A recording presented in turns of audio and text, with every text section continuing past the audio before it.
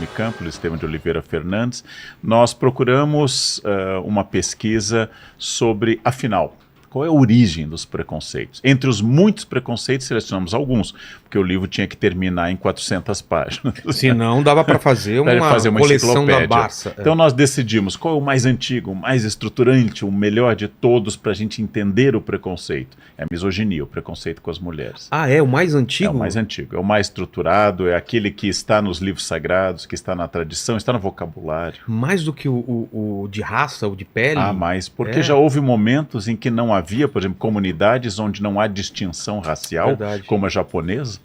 Não, mesmo assim não existem as japonesas diferentes uns dos outros, mas em comunidades onde não existem grandes oscilações de fenótipo, existe misoginia. Exato, faz sentido. No coração da China tem misoginia, no coração da Mongólia, no coração dos povos indígenas tem misoginia. Então não depende só da pele, etc. É uma questão de gênero e que está lá, está fundante, está na Bíblia, está no Corão, está nos textos sagrados em geral. E aí nós somos influenciados por isso, né? E se tornou natural. Tanto que hoje tem um debate, eu não quero dizer todas e todos, muito menos todas, porque todos já englobam. Quem decidiu que o masculino engloba? Um homem que escreveu a gramática, que domina a sociedade, e aí as pessoas ficam usando isso até hoje. Tratamos também de racismo, muito importante para o Brasil, tratamos também de LGBTQ-fobia, tratamos também de preconceitos de corpo, especialmente gordofobia, mas também de capacitismo, e tratamos, por fim, de xenofobia. Escolhemos estes. Tem muitos outros. Por exemplo, quais outros poderiam? Nós não tratamos de um riquíssimo, que é o preconceito linguístico, ou seja, eu uso meu conhecimento de gramática para te humilhar. Então, para rebaixar o outro. Rebaixar o outro. Então, eu vou dizer que você, ao dizer menos, você é inferior, porque eu parti de um pressuposto gramatical que vai dizer que quem diz menos é culto e educado, quem diz menos é...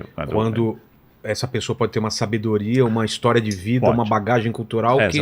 Uma coisa é discutir, que é muito bom discutir gramática histórica e principalmente discutir linguística, mas a outra coisa é usar o conhecimento, seja ele qual for, qualquer tipo de conhecimento, para estabelecer hierarquias. Faz sentido. Ou seja, isto é o preconceito. E aí eu vou associar quem diz coisas erradas, pertence a um grupo social, provavelmente tem uma identidade étnica e assim por diante. Então, isto é, por exemplo, o preconceito linguístico, que é riquíssimo para a gente debater, mas apenas...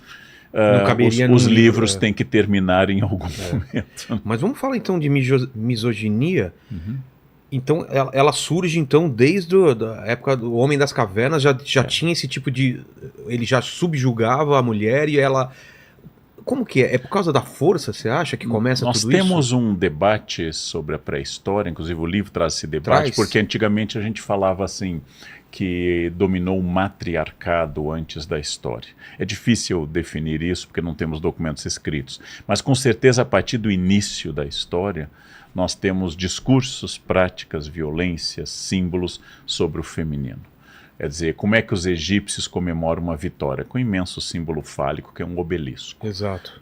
Você não vai colocar uma vagina para comemorar. Acharam nas cavernas o desenho de pênis, né? Exatamente. Então você simboliza a vitória. É o Neandertal da piroca, né? Já tinha. E aí você vai usar essas expressões, né? Não chore como uma mulherzinha, lute como um homem, seja homem, associando decisão, força, energia com o masculino. Verdade. Né? Por isso que hoje... E fraqueza ao feminino. Né? São fatos assim que acontecem na linguagem. Como é que você chama um homem sexualmente ativo comparado aos animais? Ele é o garanhão. Garanhão, ele é tigrão, ele é galo, animais que nós vemos como positivos. Na mesma chave semântica, na mesma chave de ideia. Como é que você chama as mulheres? Vaca, piranha, galinha. Animais negativos.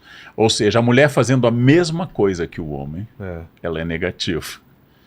Os rapazes, você sabe, desde o ensino médio e antes ainda, eles têm que ter comido todas, mesmo que nunca tenham feito isso. Segunda-feira ele tem que dizer, fiquei com 5, né? Mentir até. Não, 5 seria polegar, indicador. Exatamente.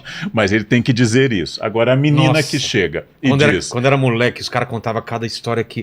Hoje eu vejo assim...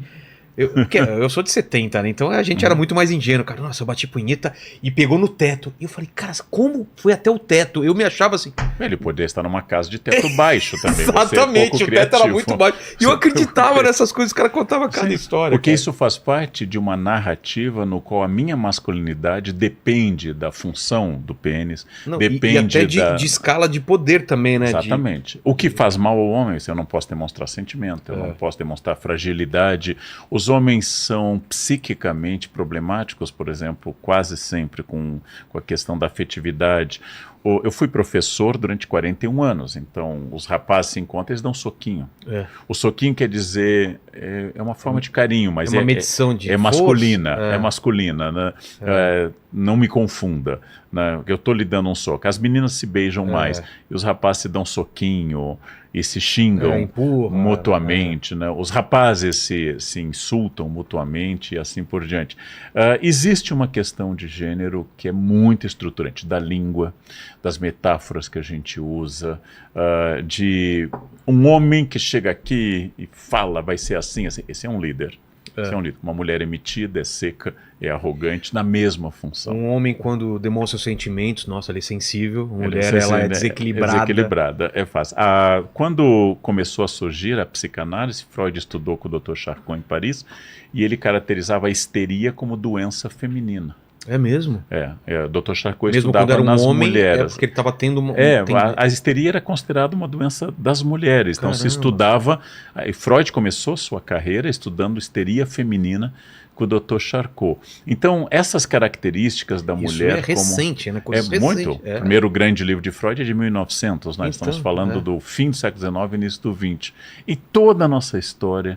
ela é tomada por essas questões, quer dizer... Até mulher não sabe dirigir. Mulher não sabe dirigir. Sendo que o seguro para a mulher é muito mais barato. Por quê? Porque os homens matam mais no trânsito. Exato. Então o seguro não é poético nem romântico. Não, ele é muito... Ele é mais barato porque as mulheres destroem menos. Tem mais menos. cuidado, Exatamente. Então, nesse aspecto, os dados contrariam isso, né?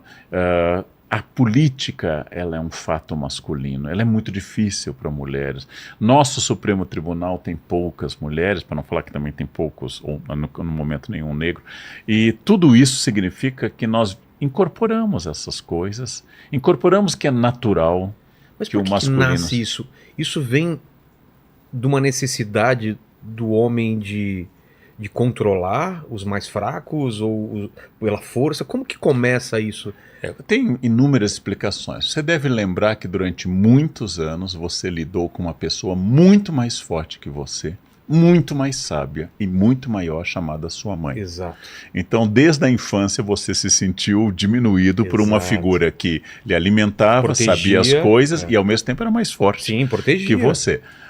Então, primeiro eu posso buscar raiz aí. Posso buscar raiz em uma prática de um grupo. Mas isso não geraria um respeito, um amor e um entendimento? Você acha que isso... Se a psicologia fosse sempre causa e efeito. Mas não é, né? Ela não é. Isso gera uma necessidade de superar. Uma necessidade de fazer. Eu posso pegar por aí. Posso pegar pela tradição histórica. Se eu aprendi que Deus primeiro criou o homem... E pensou no homem autônomo e diz no Gênesis, vamos fazer para ele uma auxiliar, uma companheira, o homem feito do barro e a mulher feita de uma costela, sozinho, né? que ele se sentia sozinho, significa o quê? Que eu vou pensar que a mulher é um plano B.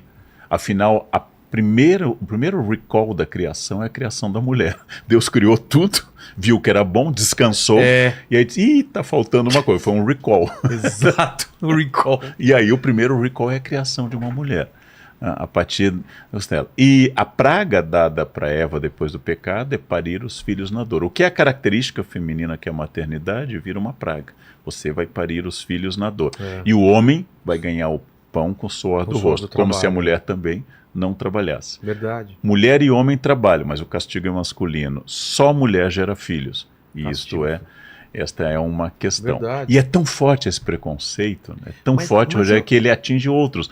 Por que as pessoas são muito preconceituosas com gays femininos? Porque eles abriram mão da masculinidade. Quando o gay é masculino, é estilo Rock Hudson. Né? Sei, aí é verdade, tem um preconceito maior quando quando ele é mais feminino, verdade. Se um homem Porque quer você tá- andar com mulher, se ele quer se vestir como mulher, isto é muito pior do que se ele for, por exemplo, um gay, mas não der, vamos abrir aspas, pinta de mulher, porque o defeito é ser mulher. O defeito é ser mulher. Mas isso é no nível inconsciente ou consciente? Eu você acho acha? que existem as duas coisas. Eu acho que é muito difícil, por exemplo, as pessoas que foram criadas nessa cultura entenderem, por exemplo, que quando uma mulher é assediada, vem aquela explicação, mas ela provocou. Ela está com. Como se Minissai estuprasse. Como se, ou seja, eu sou homem. A minha função é pegar as que se oferecem, tentar seduzir as que não se oferecem. E aí você vai num nível absurdo que é das mulheres usarem burca Exatamente. em outra cultura. Né? E essas questões são questões complexas. O que eu estou dizendo é que é um jogo muito amplo. Para usar uma metáfora que é boa para a gente entender, um peixe nunca sabe o que é água. Porque ele está envolto. Ele está envolto, ele não conhece o outro ambiente. Se ele conhecer outro ambiente, ele morre. A cultura é um pouco isso. Eu naturalizo a cultura, é a minha água. Então eu nasci aprendendo que se eu, Leandro, dou aula para 35 mulheres e senta um rapaz no meio, eu vou dizer, alunos, eu nasci com isso. Isso é natural, isso é natural. Assim manda a gramática, o masculino determina. Qualquer teólogo vai lhe dizer, Deus não tem sexo, é óbvio. Deus não tem gênero, é Deus, mas é o Deus, né? O pai é sempre, sempre de gênero, é sempre gênero. Então, pai, o filho, eu vou me e o Espírito Santo. O Espírito Santo é mesmo. Ou seja, Deus se torna masculino, nas imagens é um homem de barba branca, com um filho e com uma pomba do gênero masculino, porque é o Espírito Santo. Exato. O Espírito Santo. Então, tudo isso vai tornar a água, é a cultura. Nós somos imersos na cultura.